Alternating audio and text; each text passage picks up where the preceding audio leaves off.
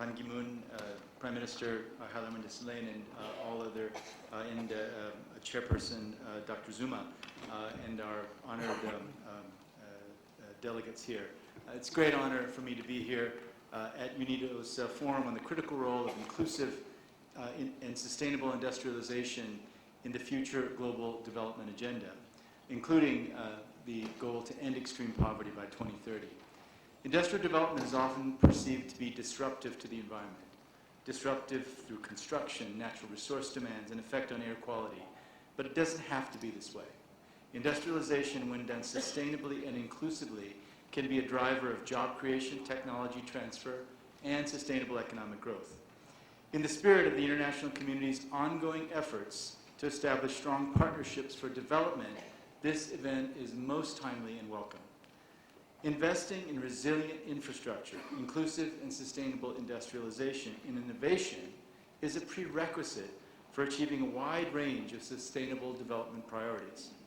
This requires a strong private sector and good public policies that provide an enabling environment for private investment and business development. The World Bank Group has been actively financing industrial infrastructure, particularly industrial parks and trade logistics, as well as related soft infrastructure across different regions of the world. Promoting inclusive and sustainable industrial development calls for a broader range of resources than any single development institution can provide on its own. This type of development requires investments not only in industry, but also in associated infrastructure, such as transport facilities and utilities. It also calls for policies, strategies, and regulatory frameworks designed to facilitate market access, create decent jobs, attract foreign direct investment, upgrade technology, and ensure environmental sustainability. In recognition of the complexity of these challenges, we applaud UNIDO for launching its program for country partnership in Ethiopia and Senegal. In Ethiopia, UNIDO and World Bank Group teams are working together to support the government's industrial parks program that you've heard a little bit about already. The World Bank Group has provided $250 million to finance key infrastructure for 2 industrial parks, provides technical and capacity building support for the institutional and regulatory framework, and we're also developing links to small businesses in the country. UNIDO's complementary strengths in the project include developing value chains for leather and textile sectors, skills training programs, quality standards, and technology know-how. UNIDO's role is critical. The institution's coordination as a neutral broker has helped to create synergies and facilitate technology transfer. Together, we're working with the government of Ethiopia to ensure that new industrial parks make use of recycled water and renewable resources, develops green areas, and reflect upgraded environmental standards and environmental inspection systems. Many countries in Africa have an abundance of renewable sources of power that aren't fully realized.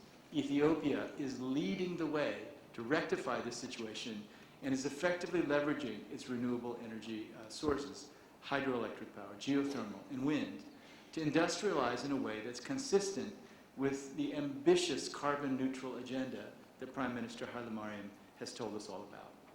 In Senegal, UNIDO is providing technical advice regarding the development of industrial zones, covering social and environmental impact studies, the management of such zones, and incentives for investors. The first of these zones, near the new International Business Center and airport, will be built in 2 phases. Work on the first phase is underway with government financing, and it's due to open in early 2016.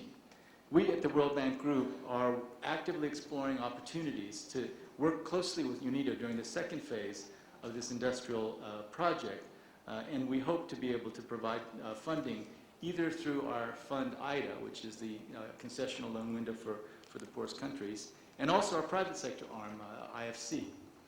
These 2 examples are just the beginning. I'm confident that we'll build on these existing initiatives to broaden our partnership. I'd like to particularly thank UNIDO, especially for the strong leadership of my friend, Director General Yong.